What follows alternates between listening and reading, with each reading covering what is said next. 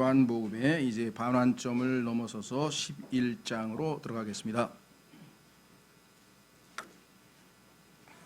요한복음 11장은 여러분들이 아마 성경에 어느 정도 좀 익숙하신 분은 그 유명한 나사로가 그렇죠? 죽었다가 살아나는 기적을 우리가 보게 될 것이고, 정말 예수 그리스도께서 진정으로 생명의 창시자임을 만천하에 드러내고 하나님께 영광을 돌리는, 그렇죠? 그래서 나사로의 죽음은 단순한 죽음이 아니라 하나님께 영광을 돌리기 위한 죽음이었다는 사실을 입증하셨음을 우리가 보게 됩니다. 그리고 이제 12장서부터는 이제 예수님께서 공적 사역을 마무리하는 이제 작업이 시작이 되는데요. 말씀드린 것처럼 이 요한복음은 기록 목적이 예수 그리스도께서 하나님의 아들, 단순한 육체를 입은 한 인간뿐만 아니라 그분이 온 우주 만물을 창조하신 하나님과 동격의 하나님이심을, 즉 하나님의 아들이심을 믿도록 사람들에게 하기 위해서 기록되었다고 20장 31절에서 말씀하셨고, 그 목적을 달성하기 위해서 의도적으로 하나님께서 요한복음 1장서부터 시작해서 무려 수없이 많은 기적들 중에서, 표적들 중에서 7가지를 선별해서, 7이라고 하는 숫자는 완전 숫자라고 했죠.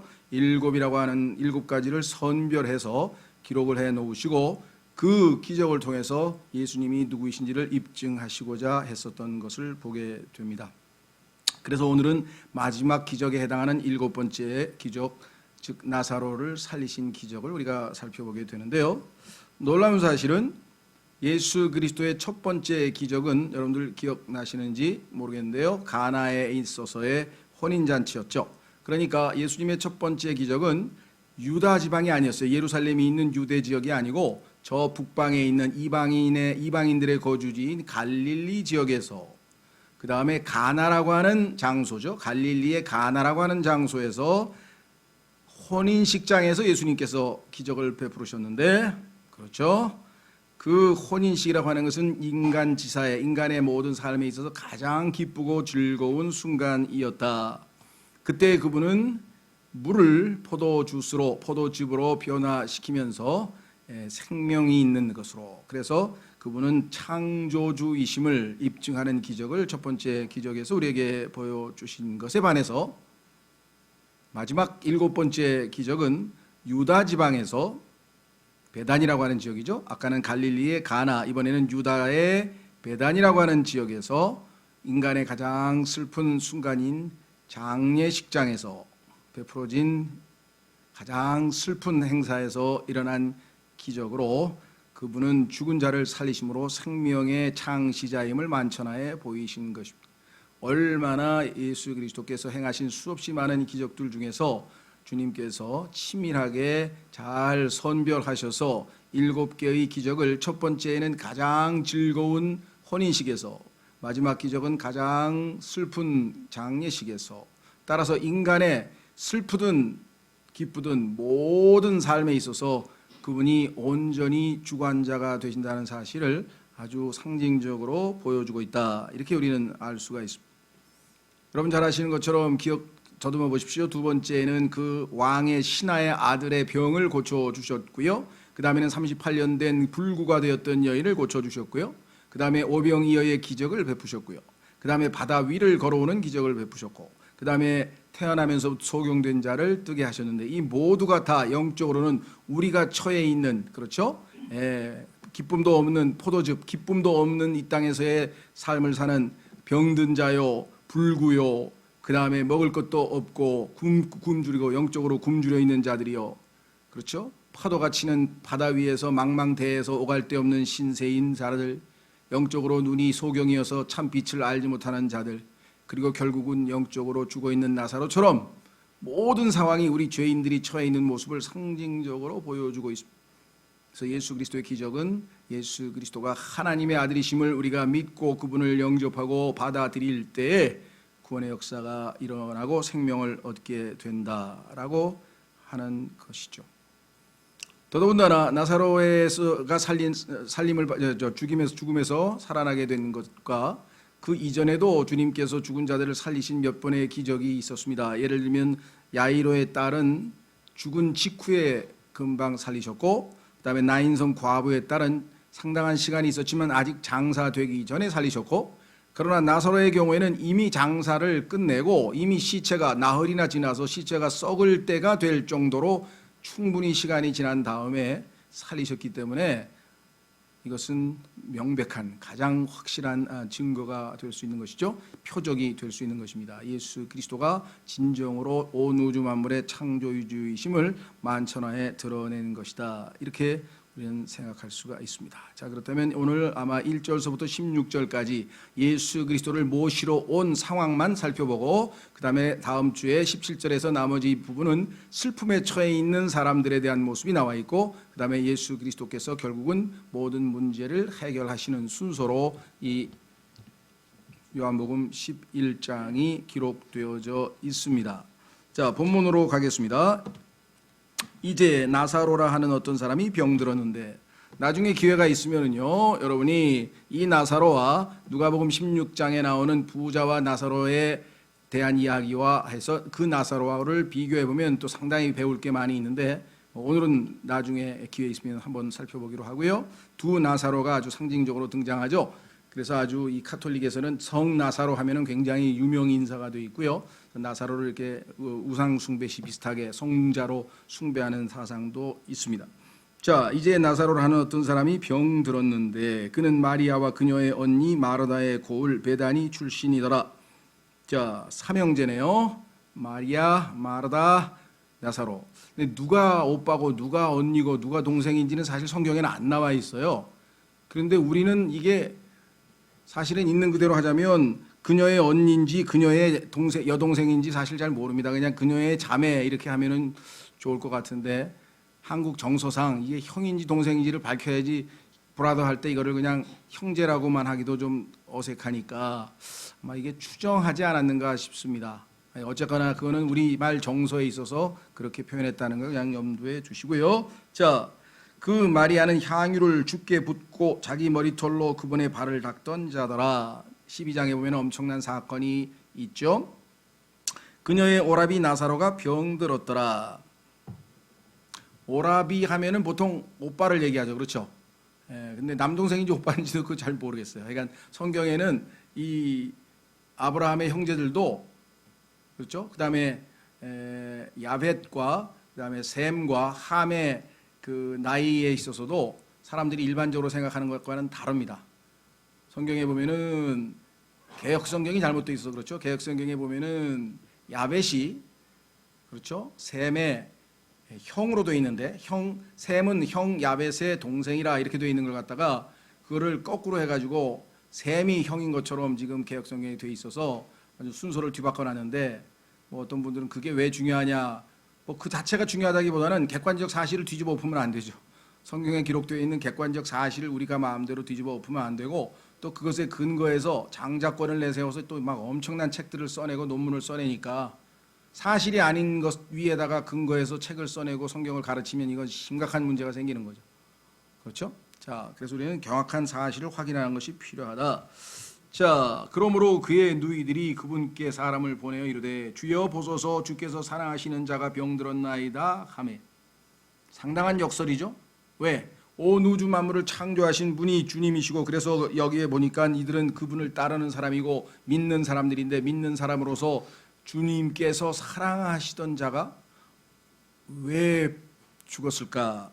주께서 사랑하시는 자가 병들었다? 왜 그랬을까? 특히 은사주의에 많이 심취해 있는 분들은 하나님께서 사랑하는 자면은 병들 리가 없지, 가난해질 리가 없지, 만사가 형통해야 되는데, 이런 사고방식을 가지고 계신 분도 많이 있다는 거죠. 그렇다고 해서 뭐 하나님께서 사랑하시는 자는 항상 병들어야 되느냐? 또 그것도 아니에요. 또 너무 또 반대로 가가지고 그리스도인은 막 고난만 받아야 된다고 십자가를, 하나님이 주신 십자가를 지고 가면 될 것을 주시지도 않은 십자가를 스스로 만들어가지고 막 고행의 길을, 금욕의 길을 가면서 이 수도 생활을 한다든가 이런 분들이 덜어 있죠. 신앙생활을 제가 이제 막 30년이 넘다 보니까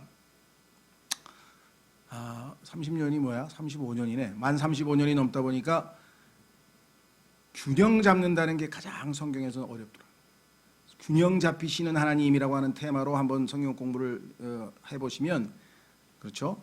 이쪽으로 저쪽으로 치우치지 아니하시고 균형 잡히신 하나님은 너무나 놀라운 의로우신 분이지만 너무나 크신 사랑의 하나님이시고요. 너무나 거룩하신 분이지만 너무나 긍휼이 많으신 분이시기도 하시고요. 이 균형을 긍휼을 베푸실 때 긍휼을 베푸시고 심판을 베푸실 때 심판을 베푸시는데 인간은 안 그래요. 자기 기분에 내켜서 그냥 막 분명히 긍휼이 필요한 사람들에게 어떻게 했습니까? 정죄를 했죠. 그 대표적인 사람이 욥의 친구들인데 사실 우리가 다 욥의 친구들이에요. 읽어보면 아 우리가 이렇게 균형이 안 잡힌 사람이구나. 성경은 항상 거울이거든요. 우리 자신을 보도록 그렇게 한 책인데 자 그래서 여기도 아주 우리에게 중요한 교훈을 줍니다. 주께서 사랑하시는 자도 얼마든지 병에 걸리고 얼마든지 배고플 수 있고 얼마든지 고생할 수 있고 또 때로는 사랑하시기 때문에 그럴 수도 있다. 확인해 보겠습니다. 히브리서 12장.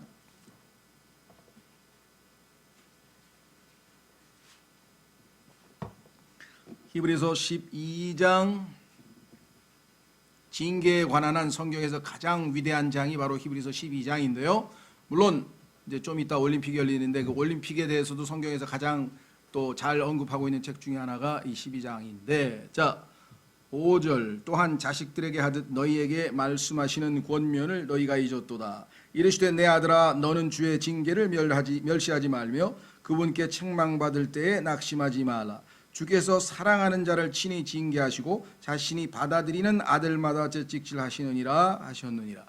너무나 많은 그리스도인들이 주께서 불순종하는 자를 친히 징계하시고 자신이 미워하는 자들마다 채찍질하시느니라 이렇게 해서 그렇게 써 있진 않는데 읽을 때는 그렇게 안 읽지만 생각은 그렇게 하고 있는 사람이 너무나 많아요. 왜? 그렇게 잘못된 설교나 주입을 받았기 때문에 어떻게 할 수 있는가? 아담의 속성이에요. 욥의 친구들은 나쁜 사람들이 아니에요. 욥의 친구들이 욥기에 발언한 내용은 전부 다 성경적으로 맞는 진리입니다. 다만 욥에게 해당되는 내용은 아니었어요. 욥에게는 위로가 필요한 순간이었지 그렇게 정죄가 필요한 순간이 아니었죠. 왜 우리가 교회에서 사역자도 있고 말씀을 다루는 사람이 많은데도 불구하고 믿음으로 세워지거나 영적으로 회복되는 사역보다는 상처를 입고 무너지는가? 왜? 말씀의 칼을 그냥 아무렇게나 막 휘둔다 이거예요. 그렇죠. 아무리 칼이 좋아도 잘 뭐 고기를 사서 말이죠. 그 고기를 삶으려면은 고기를 잘 자르는데 사용된다면 그 날카로운 칼이 유용하겠지만 잘못해가지고 엉뚱한 사람을 빈다든가 그런 상처를 입히면 안 되겠죠. 이 하나님의 말씀의 사역도 지금 보면은요 성경에는 fitly spoken 적절하게 말하여진 말씀은 금사과 같다 그랬는데 적절하게 말하여진 경우를 찾기가 드문 경우입니다. 지금 그냥 무조건 그냥 칼 뽑아가지고 그냥 자기가 기분 내키는 대로 휘둘러 버리는 거예요. 그 설교도 보면 다 맞는 설교를 했는데 그 설교를 듣고 믿음이 세워지거나 회복이 되거나 치유되는 게 아니라 오히려 영적으로 무너지거나 좌절하거나 낭망하거나 상처 입는 경우도 허다하다는 것이죠. 이거 우리가 굉장히 조심해야 되는데 여기도 마찬가지 주께서 사랑하는 자를 친히 징계하시고 자신이 받아들이는 자들마다 채찍질하시니라. 그래서 우리는 성경을 읽으면서 좀 이상하다. 왜? 나사로는 주께서 사랑하시는 자가 병들었다는 게 이게 좀 앞뒤가 안 맞는 것 같다. 아닙니다. 얼마든지 가능한 얘기고요. 실제로 사랑하시는 자인데도 불구하고 그 하나님의 허락하심 하에 병들었다. 다시 요한복음 11장으로 보겠습니다. 4절 예수님께서 그것을 들으시고 이르시되 이 병은 죽을 병이 아니라 하나님의 영광을 위한 것이니라. 얼마나 놀랍습니까? 지난번에도 태어나면서 소경인 자도 그 부모의 죄도 아니고 본인의 죄도 아니고 하나님의 일을 나타내기 위해서 태어나면서 소경이 된 것이라고 가르쳐 주셨잖아요. 그렇죠? 이 땅에서 우리 주변에 요즘에는 뭐 참 장애 아들이 엄청나게 많습니다. 물론 태어난 이후에 뭐 교통사고를 포함해서 인위적인 그런 인간의 잘못으로 인해서 벌어지는 그런 사고로 인해서 생기는 그 장애자도 많지만 요즘에는 뭐 이상한 뭐 약물 중독에다가 하여간 이 중독 물질이 호흡기를 뭐 자극하고 이래서 태어나는 아이들 중에 그 장애자나 선천적 그런 이 문제아들이 엄청나게 많이 지금 태어나고 있거든요.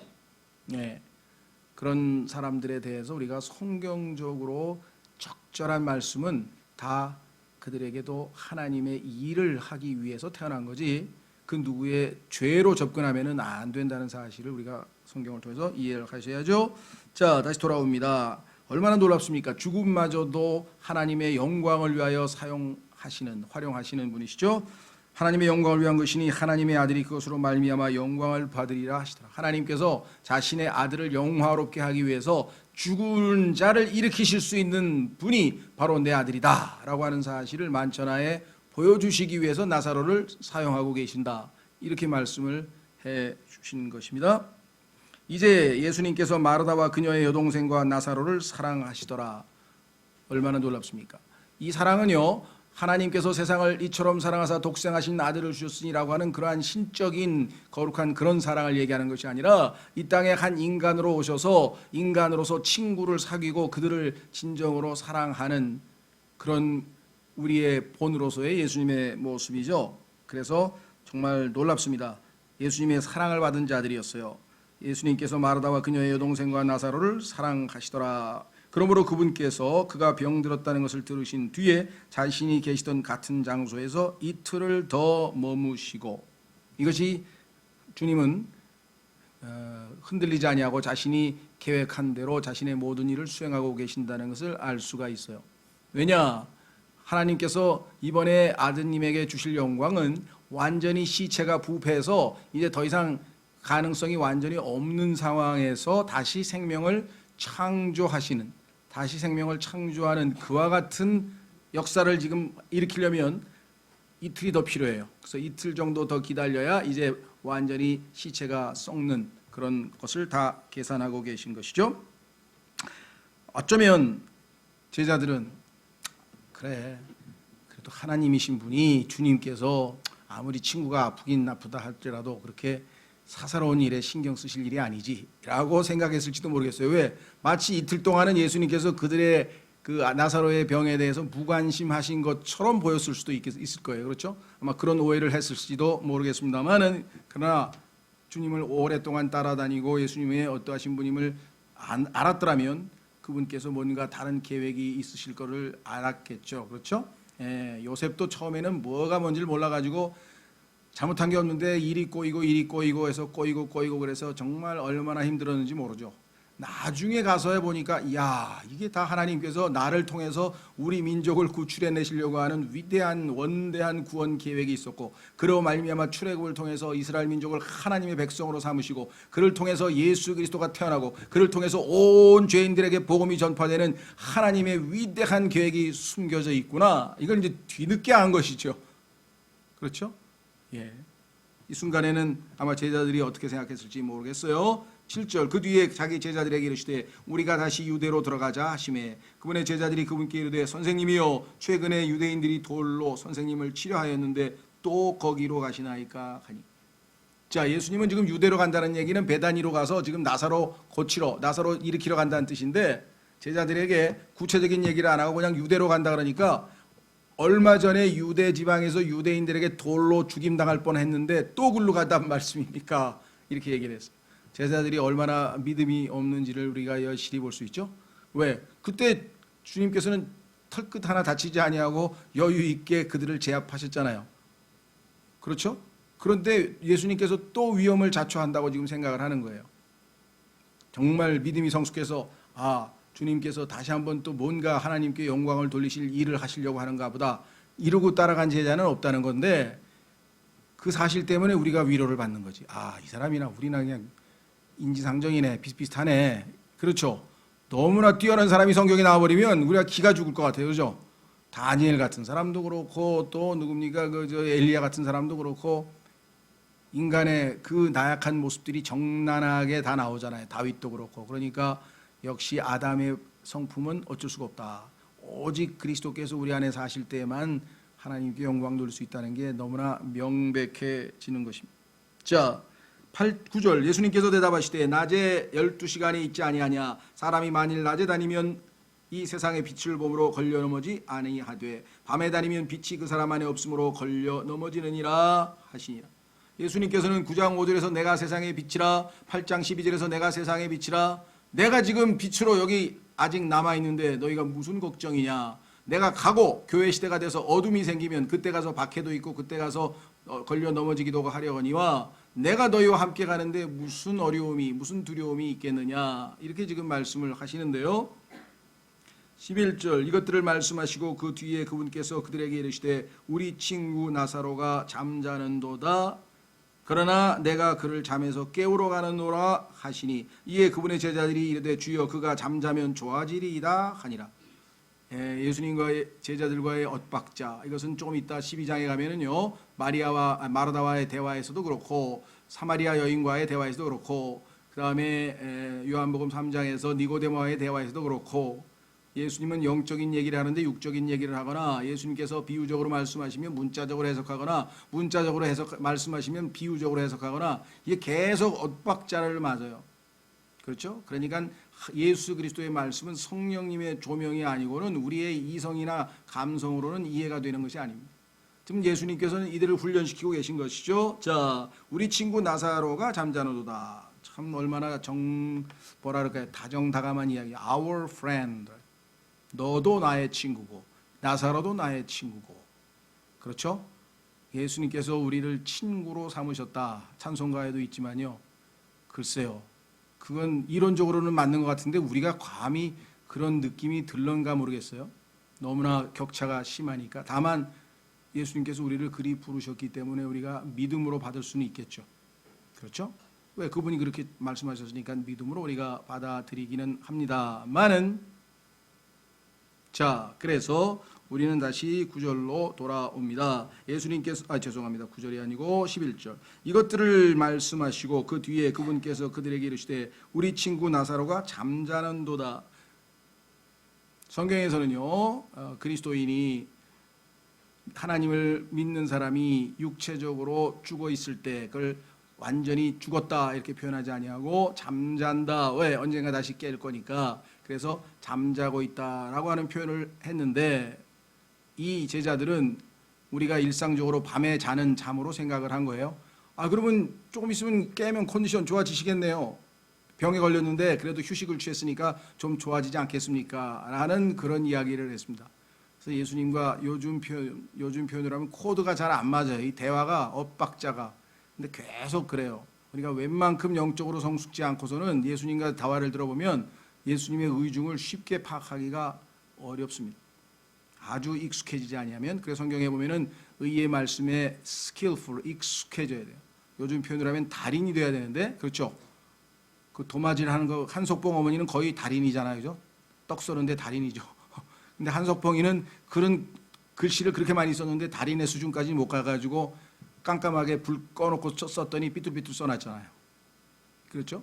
예. 자, 그래서 여기도 지금 예수님께서는 그를 잠에서 깨우러 가노라. 즉 지금 비록 육체적으로 죽었지만 죽음이 끝이 아니고 그에게는 다시 부활이 있다는 것을 알려주려고 하는데 제자들은 그가 잠자면 좋아지리다 이렇게 얘기했어요.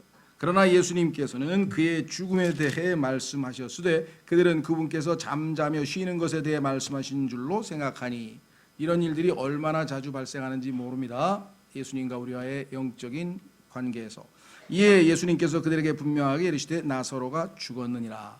이렇게 해석을 정확하게 해 주셨죠. 예, 나사로가 죽었느니라 이렇게 말씀을 해 주셨습니다.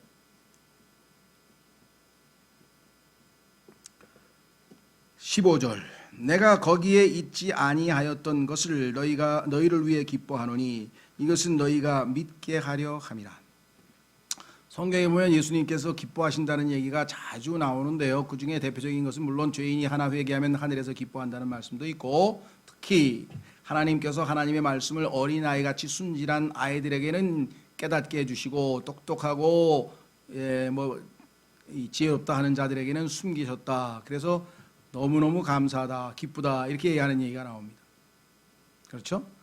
여기도 지금 보면은 예수님께서 기쁘신 이유는 뭐냐면 예수님께서 나사로가 죽었을 때 그곳에 안 계신 것 때문에 기뻐하시는데 그 이유는 뭐냐? 예수님께서는 그것을 보지 않으신 채로 벌써 며칠 전에 나사로가 죽었다는 말씀을 했고 며칠간의 여행 끝에 거기에 와서 보니까 예수님이 하신 말씀이 사실이고 예수님께서는 하나님께 영광을 돌리기 위해서 이 죽은 나사로를 일으키러 오신 것들을 다 성취하심으로써 그분이 하나님께서 보내신 자, 거룩히 구별되신 자, 하나님의 아들이심을 입증하는 계기가 되는 것이죠.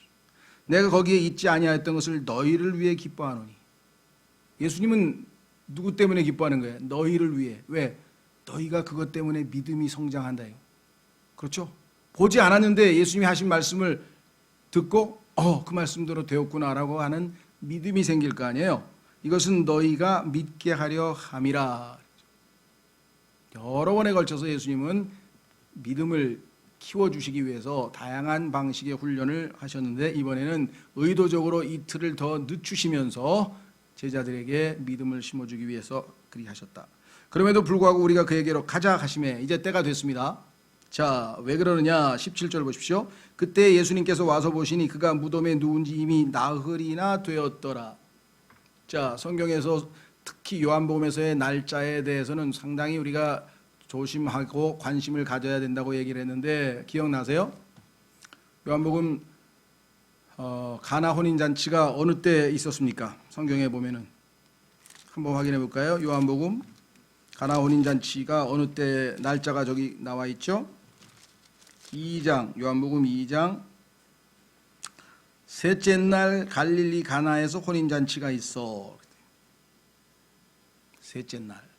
자, 성경에 보면은 셋째 날이라고 하는 것은 이틀 후죠. 자, 확인해 보겠습니다. 이틀 후가 셋째 날이죠. 이틀 후. 자, 호세아서 6장으로 가보겠습니다. 구약 성경 호세아. 그래서 성경에 나와 있는 단어 하나하나도 다 그냥 써 있는 게 아니죠. 다 의미가 있고 다 연결이 되면 하나님의 뜻이 밝혀지는데 호세아서 6장에 가면은 이틀 후가 나옵니다. 그럼 이틀 후가 셋째 날과 연관이 당연히 되겠죠. 구약 성경 호세아 6장 1절 오라 우리가 주께로 돌아가자. 이스라엘이 환란이 끝날 무렵에 이제 회개하고 돌이킵니다. 그분께서 우리를 찢으셨으나 우리를 낫게 하시리라. 그분께서 우리를 치셨으나 우리를 싸매어 주시리라. 이스라엘의 회복 재림 직전에 있게 될 상황인데요. 재림 직후에 있게 될 상황인데요. 이틀 뒤에 그분께서 우리를 되살리시며 셋째 날에 우리를 일으키시리니 우리가 그분의 눈앞에서 살리로다. 이틀 뒤 셋째 날 예수 그리스도의 재림의 날인데요. 어떻게 해서 이것이 그렇게 계산이 되는가? 여러분도 아시다시피 창세기 1장 3절서부터 오늘날에 우리가 알고 있는 6천년이라고 하는 시간 체계가 이어지죠. 그래서 6일 동안 천지를 창조하셨었습니다.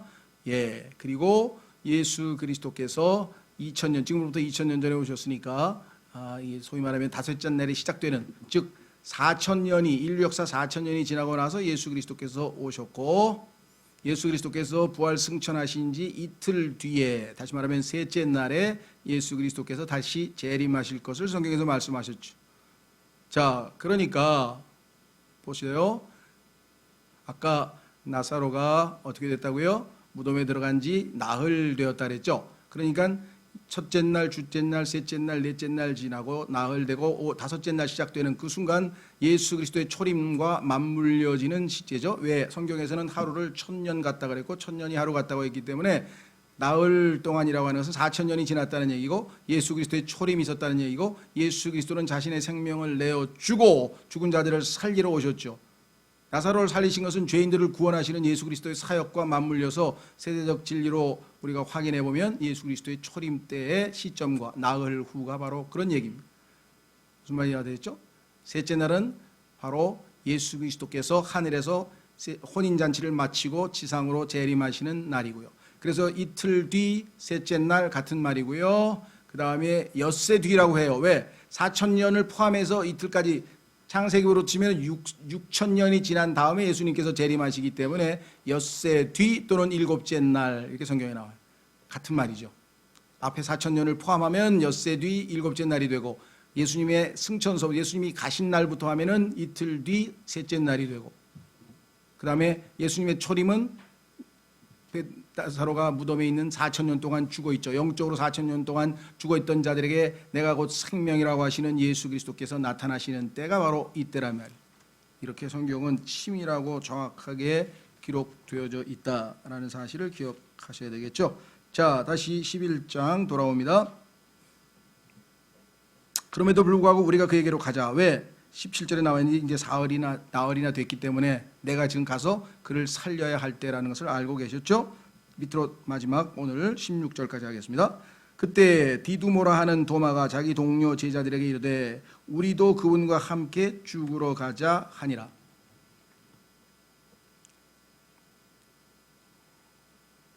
아까 제자들은 어떻게 생각했습니까? 얼마 전에 유대에서 지금 돌로 쳐서 죽임당할 뻔하신 예수님께서 유대로 가자 하니까 이 원대한 하나님께 영광을 돌리기 위한 위대한 하나님의 플랜이 있는 사실은 전혀 모르고 베다니로 가서 나사로를 살리고 그를 통해 이 하나님께 영광을 돌리고 그 나사로의 죽은 나사로가 살아난 것을 보고 수없이 많은 사람들이 믿고 그 다음에 베다니에서의 예수님께서 마지막 죽기 전에 베푸신 그 식사에서 많은 사람이 또 나사로로 인하여 믿게 돼서 정말 새로운 교회가 태동하게 될 이 모든 것들을 치밀한 계획하에 지금 진행시키고 계시는 모습인데 그걸 전혀 눈치 못 채고 한다는 소리가 좋다 이거야. 뭐 죽으면 죽는 거지 뭐. 믿음이 대단한 사람이에요. 이 도마가 그렇죠? 딴 사람들은 지금 얼어가지고 야 이거 왜 또 유대로 가시나 하고 이제 걱정하고 있는데 가자 이거야 죽으러 주님과 함께 이렇게 얘기를 했어요. 물론 지금 무지에서 나온 용맹이긴 합니다. 그래도 무지한 상태라서 이 정도 용맹을 보인 사람이 아무도 없었잖아요. 베드로도 마찬가지. 무리를 걸은 사람 베드로밖에 없고 그렇죠? 네, 서양 속담에 그런 표현도 있어요. 용맹한 자가 미녀를 차지한다는 말도 있어요. 우리 교회 형제들도 좀 적극적으로 나섰으면 좋겠는데 왜 주춤하는지 모르. 용맹해야 되는데 용맹. 자, 어쨌거나 성경에 보면은 도마가 과소평가돼 있어요. 왜 그렇습니까? 맨 뒤에 가니까 도마가 한 그 유명한 말이 있죠. 나는 예수 그리스도의 손에다가 옆구리에다가 손으로 만져보든지 옆구리에다가 그 손가락을 넣어보기 전에는 난 못 믿겠다. 그래서 야 이렇게 믿음이 없는 놈이 있나 이래가지고 이 도마가 아주 믿음이 없는 사람으로 낙인을 찍혔고요. 서양에서는 표현이 있어요. Doubting Thomas라 그래가지고 토마스 아퀴나스. 토마스라는 이름이 사실 그래도 많습니다. 토마스 아퀴나스도 있고 토마스 제퍼슨도 있고 뭐 토마스 에디슨도 있고 그러니까 이 토마스라는 이름이 상당히 그래도 알려져 있는 이름 중이긴 한데 근데 문제는 그 도마에 대해서 사람들이 제일 먼저 떠올리는 것은 뭐예요? 의심하는 도마. 그게 떠오르죠. 그래도 예수님께서 그 도마의 마음 중심을 알았는지 그 의심 자체를 나쁘게 생각하지 않았어요. 오히려 그 때문에 우리가 위대한 고백을 들었죠. 예수님께서 친히 나타나셔서 네가 원하는 대로 내 손을 만져보고 내 옆구리에 손을 넣어봐라. 만약에 도마가 진정으로 나쁜 의미에서의 의심을 했다면 예수님께서 그리 하셨겠어요? 도마는 인간으로 보면은 정말 철두철미한 사람이에요. 확실하게 다져놓고 믿어야지 뭐 엉성하게 왜 믿어? 이건 아니. 그런 사람이었어요. 여기도 보면은 죽으러 가자. 이거 대단한 믿음이잖아요. 예. 그래서 도마를 그렇게 부정적으로 볼 건 아니다는 거죠. 그래서 예수님께서 그의 마음을 아시고 그에게 기회를 주셨을 때 도마가 나의 주, 나의 하나님임 하고 예수님께 고백한 신앙 고백이 오늘날 우리에게까지도 남아 있잖아요. 그렇죠? 예. 얼마나 참 의미 있는. 그래서 도마를 우리가 일반적으로 생각하는 것처럼 의심하는 도마를 자꾸만 연상하시거나 그러실 필요는 없다라는 것을 좀 말씀드리고 싶습니다. 그래서 우리는 16절 이제 나사로를 찾으러 이제 살리러 가시는 예수 그리스도의 일행의 모습이 17절서부터 나와 있는데요. 17절서부터 37절까지는 한마디로 분위기가 싸늘합니다. 뭐냐면 슬픔. 근데 예수님은 지금 하나님께 영광 돌리기 위해서 그런데 사람들이 보면은 너무나 슬픈 거예요. 그렇죠? 근데 마치 예수님도 동조하시는 것처럼 보여요. 여기 이제 성경에서 가장 짧은 구절이 11장 35절입니다. 놀라운 말씀이죠. 예수님께서 우시더라. 우리 속담에도 있는지 모르겠습니다만 서양 속담에도 보면은 사나이는 안 온다 뭐 이런 게 있대요. 예수님이 진짜 사나이시 중에 사나이신 것 같은데 우셨거든요. 그러니까 울 때 제대로 우는 게 또 진정한 남자겠죠. 자, 예수 그리스도께서 왜 우셨는지 이건 사실 좀 해석이 분분해요. 친구가 죽었으니까 너무나 당연한 거 아니냐 이렇게 해석해버리면 할 말은 없어요 사실은. 근데 과연 그것 때문만에 우신 것인지, 그렇죠? 죄를 짓고 죄 싹슨 사망이어서 그 사망에 시달리고 있고 그 사망의 노예가 된 인간의 비참함에 대해서 예수님께서 눈물을 흘리시는 건지, 예루살렘아 예루살렘아 내가 암탉이 자기 새끼를 품는 것처럼 내가 너희를 품기 위하여 얼마나 했었느냐 그런데도 너희가 원치 아니하였도다라고 예루살렘을 향해 눈물을 흘리시는 예수 그리스도. 그렇죠? 성경에 보면 예수 그리스도께서 우시는 장면이 딱 3번밖에 안 나와요. 예수님께서 우셨다는 얘기는 보통 얘기가 아니기 때문에 그냥 나사로가 사랑하는데 사랑하는 친구가 죽어서 우셨다만은 아닌 것 같죠? 예, 다음 시간에 하여간 이 슬픔의 분위기를 우리가 한번 좀 확인하면서 다음 시간으로 넘어가겠습니다. 오늘은 16절까지 살펴보았습니다. 오늘 주신 말씀을 통해서 우리는 여러 가지 교훈을 얻습니다. 그렇죠? 나사로 사랑하지만 병들 수 있다. 두 번째, 예수 그리스도는 자기의 계획하에, 그렇죠? 모든 것을 주권하에 움직이시기 때문에 우리가 생각하는 것처럼 기도 응답이 빨리 안 돼. 왜 빨리 안 오시나? 뭐 우리는 초조하고 그렇게 할지 모르지만 주님은 주님의 방식대로 철저하게 조금도 한치의 오차도 없이 자신의 계획을 수행하시기 때문에 우리는 그분을 어떤 상황에서도 아무리 기도 응답이 늦어지더라도 신뢰하는 것이 필요하다라는 사실을 우리가 알 수 있겠죠. 뿐만 아니라 그분께서는 항상 우리가 더욱 그분을 신뢰하도록 기회를 믿게 하기 위해서, 그렇죠? 내가 그곳에 함께 있지 않은 것을 기뻐한다고까지 말씀하셨어요. 지금도 여러분과 저에게 믿음을 더하여 주시기 위해서 다양한 형태의 훈련이나 또는 징계나 또 어려움을 허락하실 수도 있다라는 것을 우리가 교훈으로 얻으면 좋겠습니다. 이 시간 여러분과 제가 이 주님을 더욱 신뢰하는 우리가 될 수 있도록 잠깐 다 같이 기도하겠습니다.